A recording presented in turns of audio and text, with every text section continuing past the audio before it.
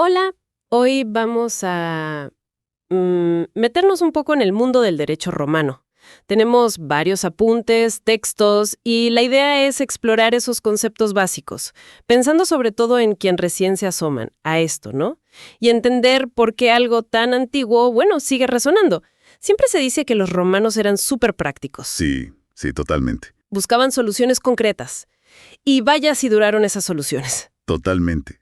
Es que esa mentalidad tan pragmática construyó bases que usamos hoy en día en muchísimos sistemas legales. A veces ni nos damos cuenta, pero está ahí.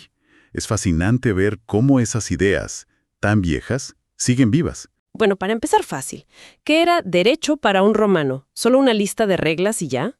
Mm, Era más complejo que eso. Ellos distinguían, por un lado, el jus.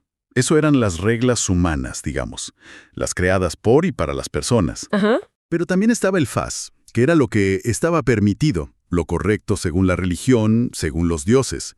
No era lo mismo. Claro, una cosa es la ley y otra la religión. Exacto. Y había conceptos clave, como la equitas, que era buscar la justicia pero para el caso concreto, ¿entendés? No solo aplicar la ley así a rajatabla. Y la jurisprudencia, que ellos la veían como el arte, el conocimiento de lo justo y lo injusto. Interesante eso de la equitas, la justicia del caso. Sí, de hecho un jurista muy famoso, Ulpiano, lo resumió en 3 preceptos básicos, los tria iuris praecepta. ¿Cuáles eran? Vivir honestamente, no dañar a otro, y dar a cada uno lo suyo. Principios que, si lo pensás, Son la base de mucho todavía. exacto, siguen siendo como el corazón de la ética legal, ¿no? Vivir bien, no molestar, justicia. Suena bastante lógico. Ahora vamos a las personas. En Roma, ¿quién tenía derechos realmente? ¿Eran todos iguales ante la ley? Uf, para nada. Ahí la gran diferencia era si eras sui juris o alieni juris. ¿Y eso qué significa? Sui juris era ser legalmente independiente, tu propio jefe, digamos. Y alieni juris era depender de otro. El ejemplo clarísimo de sui juris era el pater familias, el jefe de la familia. Él tenía la plena capacidad jurídica. ¿Y los demás? ¿Los hijos, la esposa? Todos los que estaban bajo su potestas, bajo su poder, hijos, nietos, a veces la esposa dependía del tipo de matrimonio, eran alieni juris. No importaba si el hijo tenía 40 años, legalmente dependía del padre. ¡Qué fuerte eso! ¿Sí? Y bueno, la división más brutal obviamente era entre libres y esclavos. Un esclavo, servus, para muchas cosas legales era considerado más una cosa, un objeto que una persona. Terrible. Y también había limitaciones si eras extranjero, un peregrinos, o si eras menor de edad, un infans, o incluso si eras un pródigo, alguien que derrochaba su patrimonio.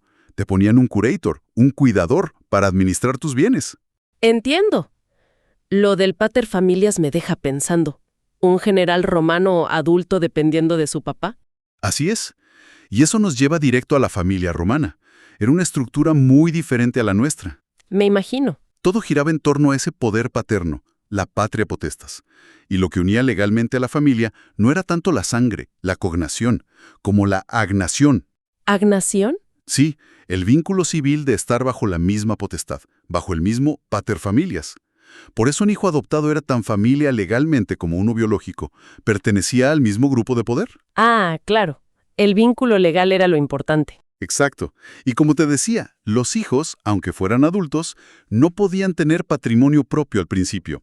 Estaban bajo la potestad del padre. ¿Y cómo hacían entonces? Bueno, ahí ves el pragmatismo romano. Inventaron el peculium. ¿El peculio? Sí, era como un conjunto de bienes que el padre le permitía al hijo administrar, como si fuera suyo, pero legalmente seguía siendo del padre. Un ejemplo era el peculium castrense, lo que ganaba el hijo como soldado. Una solución práctica para que pudieran manejarse. Tiene lógica, sí. Una solución muy romana. Y bueno, cambiando de tema, hablemos de las cosas. ¿Cómo veían la propiedad? ¿El ser dueño de algo? El concepto fuerte, digamos el derecho máximo sobre una cosa, era el dominium. Señorío jurídico, le decían. El dueño con todas las letras. Eso. Pero, de nuevo, eran prácticos. Para las cosas más importantes, como las tierras en Italia, los esclavos, los animales de carga, las llamadas res mancipi, exigían rituales formales para transferir la propiedad. ¿Y para lo demás? Comprar algo en el mercado. Para las cosas comunes, las res nec mancipi, ropa, comida, muebles, era mucho más simple. Bastaba con la traditio, La traditio. la entrega.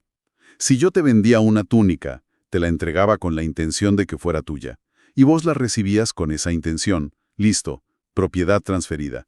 Simple y efectivo para el día a día. Entendido. Práctico de nuevo. ¿Y cómo nacían los compromisos? Las obligaciones entre las personas. Si yo te prometí algo, ¿cuándo me podían exigir cumplirlo? Esa es la obligatio.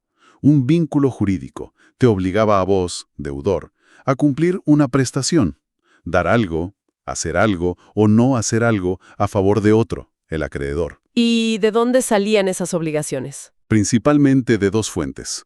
Los contratos, que eran acuerdos voluntarios. Como un préstamo. Exacto.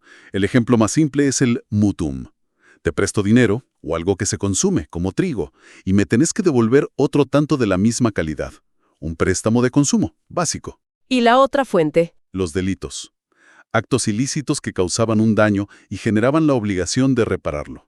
Un ejemplo era la inuria, ¿Qué era eso? una ofensa. Podía ser verbal, un insulto, o física, un golpe leve. Eso hacía nacer la obligación del ofensor de pagar una suma de dinero como pena o compensación. O sea, contratos por voluntad, delitos por causar daño. Fundamentalmente, ¿sí? Esas eran las grandes causas de las obligaciones. Vale. Y la última pieza.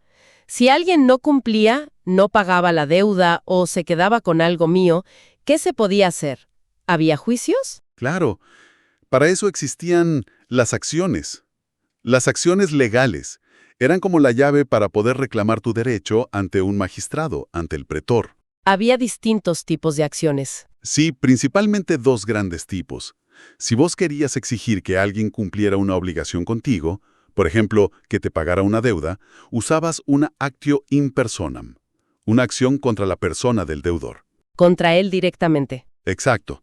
Pero si lo que querías era proteger tu derecho sobre una cosa, como recuperar algo que era tuyo y que otro tenía, usabas una actio in rem, una acción sobre la cosa misma. ¿Como para recuperar mi casa si alguien la ocupó? El ejemplo clásico es la reivindicatio, la acción para que el dueño reclame su propiedad. Estas acciones eran las herramientas para hacer valer los derechos en la práctica. El sistema evolucionó, pero la idea de tener una acción para cada derecho fue fundamental. Bien, creo que me queda un panorama.